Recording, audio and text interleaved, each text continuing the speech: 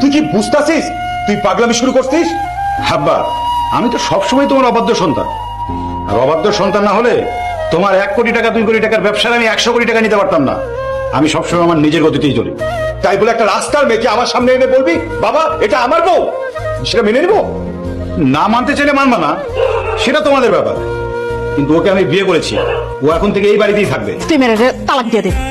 মা, তুমি কি আব্বারে তালাক দিতে পারবা? আমি ওকে তালাক দেওয়ার জন্য বিয়ে করি না। তাতে যদি তোমরা মনে বেশি কষ্ট পেয়ে থাকো তাহলে বলতে পারো, প্রয়োজনে আমাকে ত্যায্যপুত্র করতে পারো, আমার কোনো সমস্যা নেই।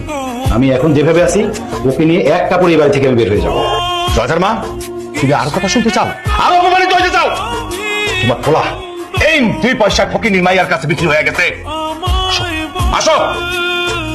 যেই ছেলের দিকে কেউ কোনোদিন আঙ্গুল তুলতে পারে নাই, সেই ছেলে সামান্য একটা মেয়েকে বিয়ে করে নিয়ে আসলো। আর এই